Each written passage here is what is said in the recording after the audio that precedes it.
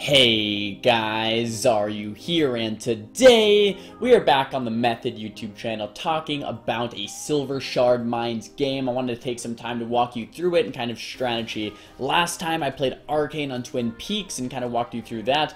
But on this map, I prefer Frost, so here, let's start with my spec. I like to play Lonely Winter, Shimmer, Incanter's Flow, Splitting Ice, Frigid Winds, Arctic Gale, and Comet Storm. Comet Storm might be a surprise to some of you guys because you might be like, why aren't you going for those big glacial spikes? I like Comet Storm because I like to constantly keep an orb down, constantly keep a blizzard down on this map, and you just don't really have the time to be casting the spikes because you're going to have to cast the blizzards, and to cast a spike you need to cast 5 frost bolts, and I just don't see myself casting that often, so that is why. And then for my honor talents, I am playing Gladiator's Medallion, Mind Quickness, Burning Determination, and Burning Determination is so I can keep casting, and if I get kicked I can just continue to cast, and because of the Priz Cloak nerf it's no longer as valuable. I like to play Temp Shield, Frostbite, and Concentrated Coolness. So let's hop into this game. Right away, I go out the right gate, which depends if you spawn Horde or Alliance, but I like to go on Lava Cart. On this map, guys, you're going to have off carts, which are middle and top, and then Lava Cart, which is bottom. I usually go on the team fight cart, so whatever cart there are more people team fighting at is where I'm going to be as a Frost Mage. Off carts can be classes like Rogue, Hunter, Demon Hunter, Boomkin. Classes with high mobility that can easily 1v1 and get to off cards are the classes that you want on your off cards. So here our strategy is to really secure the off cards and really fight on the off cards, and first and foremost put lava pointing upwards. Okay, this is a strat that my team has kind of discovered recently, and we really like doing it. So as you can see, we had our rogue switch the lava cart pointing upwards. So we're not really caring about lava right now, okay? We have less people than they do in lava. We're really focused on our heals, and we're really focused on the off carts. We're really focused on getting the other 2 carts secured, and we have a ton of time in lava because it's not pointing down. It's not going to cap for another minute or so here because it's pointed upwards. In this time, we're securing middle and we're securing top with all of our off-cart classes. Demon Hunter, I think our Resto Druid's off-cart, I think our Rogue might be heading towards off-carts right now. Yeah, he is. And we have some team fighting classes along with some healers in our middle cart. I guess it is important to note that we are playing 4 healers on this map. We don't always do that. You can play Boomkin. Our Druid's Resto right now, but he can also be Boomkin, you know, if he chose to. And then I want to talk a little bit about the team fight. So the team fight on this map is a little bit different than on other maps. On other maps, I like to play Arcane and really go for those big Arcane barrages like I kind of explained to you guys last time. But on this map, I really like to synergize Blizzard, Orb, and Ice Lance, and then Comet Storm when I can. So I almost have an instant cast build because I'm going to put down that orb, which is going to give me an instant blizzard. When I put down the instant blizzard, it's going to be that big radius blizzard that slows everyone. And the blizzard is going to reduce the cooldown of my orb, also give me Ice Lance procs. These Ice Lance procs I can use to do damage, and they're also going to be splitting Ice Lance procs. So I'm going to be splitting ice, splitting my Ice Lance, splitting my icicles, getting another orb down because the blizzard reduces the cooldown of orb. And when I have that next orb down, I'm going to be getting another instant blizzard and more Ice Lance proc. So it's a constant rotation of blizzard, orb, and Ice Lance. And this is why, guys, that I don't like to play glacial as frost in RBGs, because it's really hard to find the time to cast the frost bolts when you're constantly casting. I mean, you do, like right here, I'm casting a couple frost bolts, casting an Ebon bolt, but when you're constantly casting Blizzard, Orb, Comet Storm, and Ice Lance, it's just constant damage. If you did want to play Glacial, I would recommend it on like a flag map or something like that, but on a flag map, I'd rather play Arcane anyway. That's why I don't really recommend playing it for RBGs. But if you want to do it anyway, you can definitely try it out. It's not a bad talent. You have much higher burst, so if you feel like your team doesn't have the burst required to get a kill, you could go ahead and try it out. But I definitely prefer this build for more of the instant cast pressure.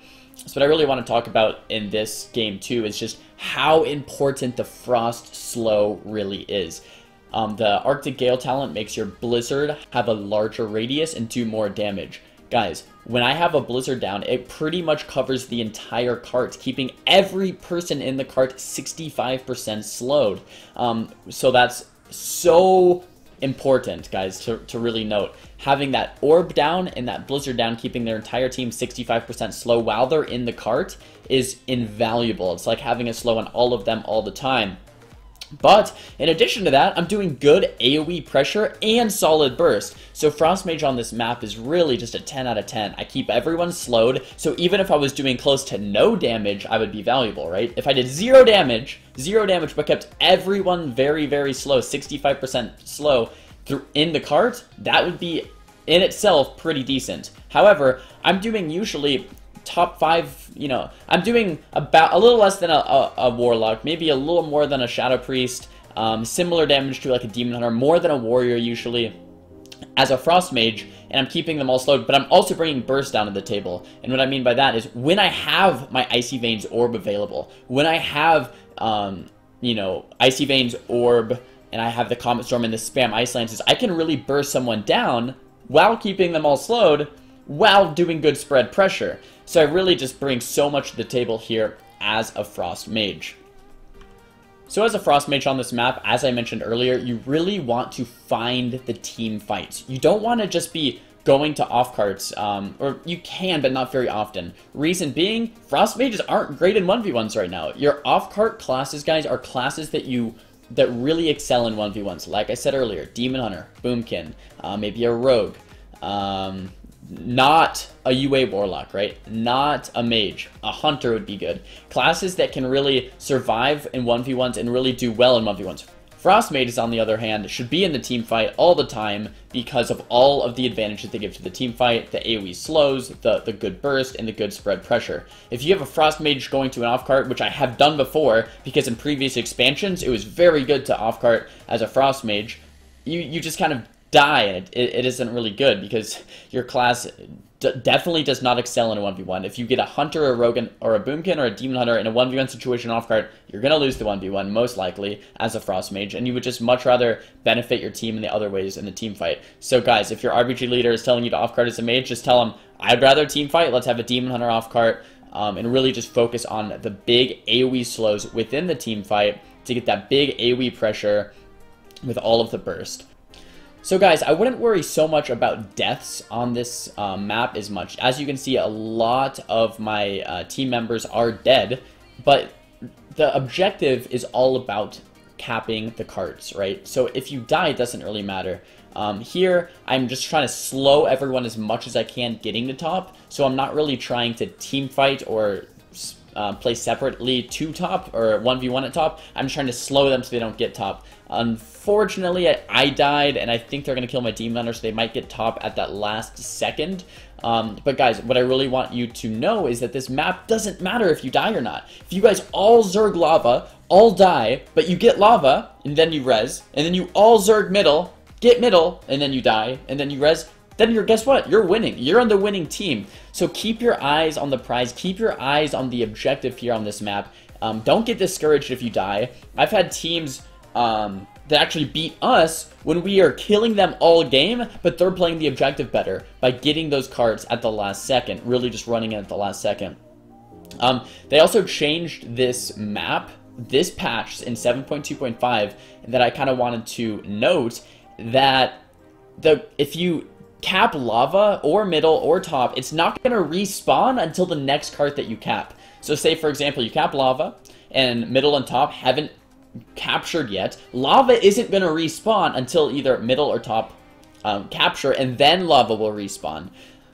This is new for this patch. I don't know if it's intended or not, but it kind of makes it so that Zerg playstyle, where the team fight is most important, is really you know, prominent. Because if you are winning the team fights and then capture the node, then your whole team can just go to the next node, because it's not going to, the node you just captured isn't going to spawn yet. Then you can go to the next node, and then to the next node. So Frost Mage team fight, very important on this map. Hopefully you guys now have an idea how to team fight as a Frost Mage on Silvershard mines. Here's the scoreboard if you guys wanted to take a look. Pretty decent damage, a little bit above the Demon Hunters, similar to a DK, the Assassin Rogue, I actually did a little bit less damage than the warrior and the lock this game, but guys, 113 million damage as a mage, bringing all that slows, all the bursts to the table, definitely not too shabby. Guys, if you liked the video, if you learned something, make sure to give it a thumbs up, and can't wait to make another video here on the Method channel. If you guys want to see more stuff like this, I make daily videos on my own YouTube channel about tons of different mage guides, PvP guides. Check me out at youtube.com/XaryuTV. Thanks for watching. I'll see you guys next time. Peace!